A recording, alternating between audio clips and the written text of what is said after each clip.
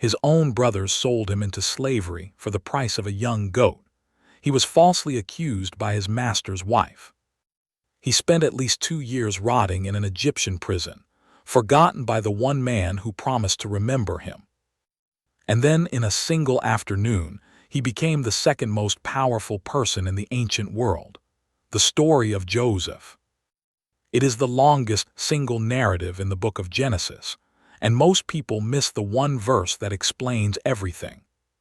So who was Joseph, and why does the Bible give one teenager 14 chapters? In the next 12 minutes, the whole story from Scripture.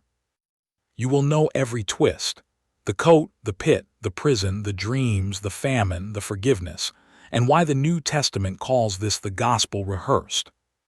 Joseph is the last of the patriarchs in Genesis. Abraham, Isaac, Jacob, then Joseph. He is the bridge that carries the family of promise out of Canaan into Egypt. He sets the stage for everything Moses will undo 400 years later in the Exodus. Without Joseph, there is no Israel in Egypt.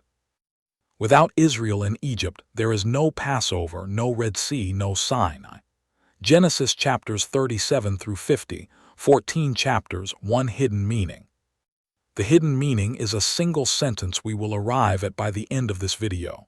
Hated, then humbled, then exalted. God hidden in every step. The story begins in a tent in Canaan with a father who plays favorites. Scripture records, in Genesis chapter 37 verse 3.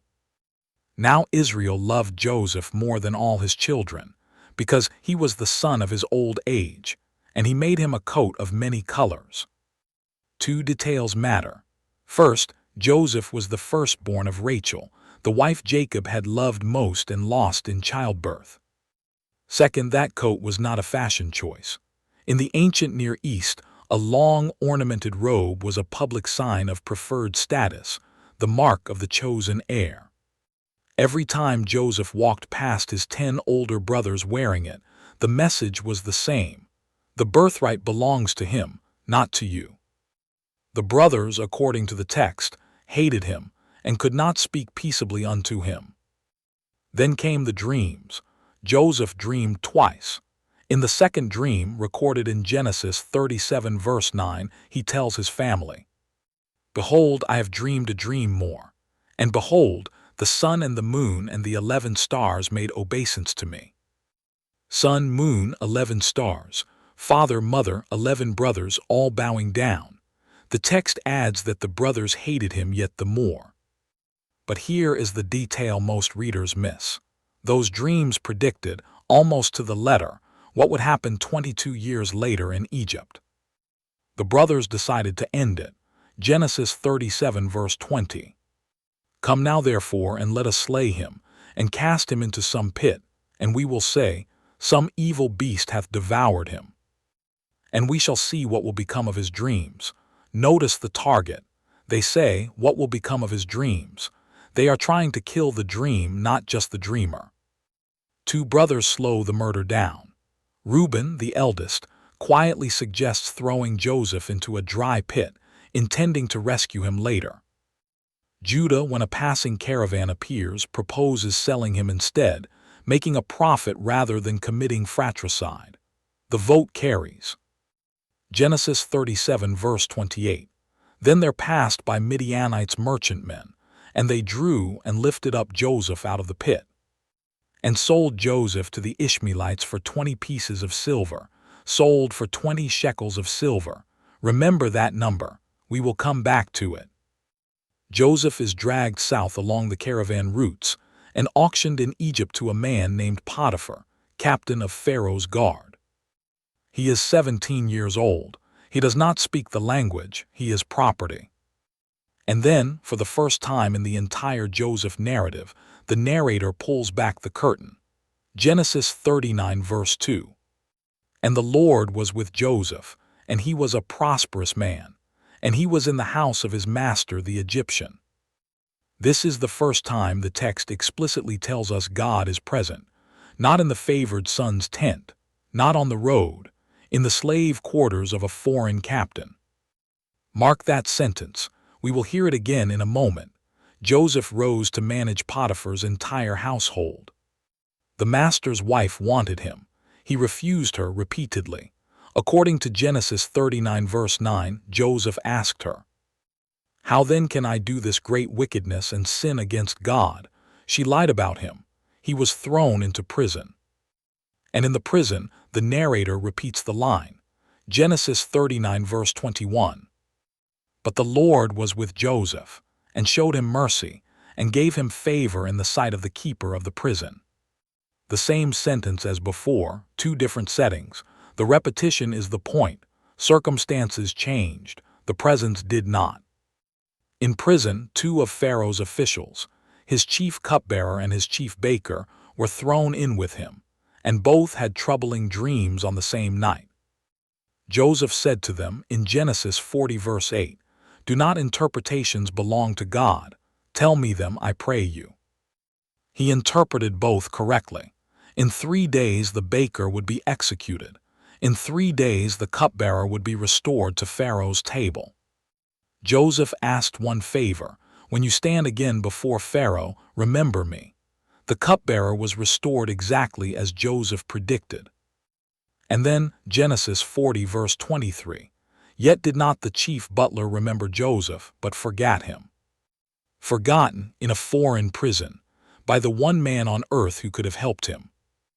Joseph was 17 years old when he was sold into Egypt. He was 30 when he stood before Pharaoh, 13 years between the pit and the throne. 2 more years pass.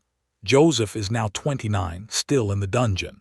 Then, according to Genesis 41 verse 1, Pharaoh himself has 2 dreams. 7 fat cows devoured by 7 gaunt ones, 7 full ears of grain swallowed by 7 withered ones, and none of the magicians of Egypt can interpret them. The cupbearer suddenly remembers. Joseph is rushed out of the dungeon. He is shaved, given new clothes, and brought into the throne room. Pharaoh tells him the dreams, and Joseph's very first sentence, standing before the most powerful man on earth, gives the credit away. Genesis 41 verse 25, "The dream of Pharaoh is one. God hath showed Pharaoh what he is about to do." 7 years of unprecedented harvest, Joseph explains, will be followed by 7 years of devastating famine. And then, uninvited, he proposes a national policy. Appoint a wise administrator. Tax 20% of every harvest during the years of plenty. Store the surplus in fortified cities. Feed the nation when the famine comes. Pharaoh looks at his court and says, in Genesis 41 verses 39 and 40, "Forasmuch as God hath showed thee all this, there is none so discreet and wise as thou art. Thou shalt be over my house." In a single afternoon, Joseph goes from a prison cell to the second highest office in the ancient world. Pharaoh hands him the signet ring, dresses him in fine linen, and puts a gold chain around his neck. He is 30 years old. The brothers meant evil, God meant good. The 7 plentiful years come, the 7 famine years follow. The famine is not local. It spreads across the entire region, including Canaan, where an old man named Jacob is slowly starving with his 11 remaining sons. Jacob sends the 10 older brothers down to Egypt to buy grain. They bow before the governor of Egypt, faces to the ground, exactly as the Sheaves bowed in the dream 22 years earlier. Joseph recognizes them instantly. They do not recognize him. Over 3 chapters, Joseph tests them, holding Simeon hostage, demanding they bring Benjamin, planting a silver cup in Benjamin's sack, to see whether they will abandon Rachel's second son, the way they abandoned her first. They don't. Judah, the same brother who proposed selling Joseph, steps forward and offers his own life in Benjamin's place. And Joseph breaks. He clears the room of every Egyptian. He weeps so loudly the household hears it through the walls. And then he speaks the words that reframe everything. Genesis 45 verses 5 through 8.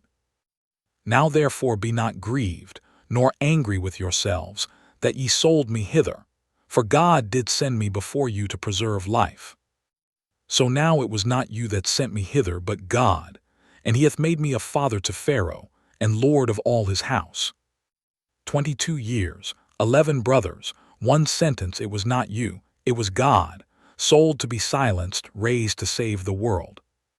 Joseph brings his father Jacob and the whole family, 70 people, down into Egypt, where they survive the famine and settle in the land of Goshen. Years pass, Jacob dies, and the brothers, terrified that Joseph has only been waiting for their father's death to take revenge, fall on their faces before him one more time. What Joseph says next is the verse the entire video has been building toward. Genesis 50 verse 20. But as for you, ye thought evil against me, but God meant it unto good to bring to pass, as it is this day, to save much people alive. Pause on that. Joseph does not pretend nothing happened. He does not say it was fine, you didn't really hurt me. He names the evil, ye thought evil against me, and in the same breath he names the providence, but God meant it unto good. Both clauses, not either or, both. This is the theological center of the Joseph narrative. God's providence is hidden inside human evil without erasing it. 13 years of suffering are reframed without being minimized. The sin was real. The sovereignty was deeper. And one note for the modern listener: suffering that lasts 13 years is not always punishment. Sometimes, as in Joseph's case, it is preparation. Hated, humbled, exalted, God hidden in every step. Now look at the shape of his life, because the early church saw something in it the brothers never could. Joseph is the clearest type of Christ in the entire Old Testament. 5 points. Number 1, loved by his father, the favored son. Number 2, rejected by his brothers, the very ones he was sent to. Number 3, sold for pieces of silver. And here, remember the 20 shekels we marked earlier. The Hebrew word is kesef, silver. In Matthew chapter 26, Judas sells Jesus for 30 pieces of silver. Joseph's silver foreshadows Judas's silver by 17 centuries. Number 4, descended. Into the pit, then into slavery, then into prison. Death imagery, buried, lost, forgotten before resurrection. Number 5, exalted by the King of Nations to save many lives, including the very brothers who sold him. Including the Gentile world, the Egyptians, who would otherwise have starved. Joseph's life is the gospel rehearsed 1700 years before the cross. And the New Testament knew it. In Acts chapter 7, when Stephen stands on trial before the council, he recounts the patriarchs and stops on Joseph. Acts 7 verses 9 and 10. And the patriarchs, moved with envy, sold Joseph into Egypt, but God was with him, and delivered him out of all his afflictions, and gave him favor and wisdom in the sight of Pharaoh king of Egypt. But God was with him. The same line the narrator wrote in Genesis 39 twice. Stephen quotes it as a summary of the whole life. From the pit to the palace, from forgotten to first, the brothers meant evil, but God meant good. As Genesis 50 verse 20 puts it, ye thought evil against me, but God meant it unto good to bring to pass, as it is this day, to save much people alive. Joseph's life is the gospel rehearsed 1700 years before the cross. If this is the kind of biblical storytelling you've been looking for, subscribe to 4,000 Years. We are walking through every covenant son in Scripture this season. Watch Magnet M07, The Binding of Isaac, for another father and son covenant arc that foreshadows Calvary. And watch Episode 2, Abraham, for the patriarch line that produced Joseph in the first place. And before you go, leave one comment. Genesis 50:20 says, you meant evil, God meant good. Which other Bible story shows this same pattern most clearly to you? We read every reply. Hated, humbled, exalted, God hidden in every step.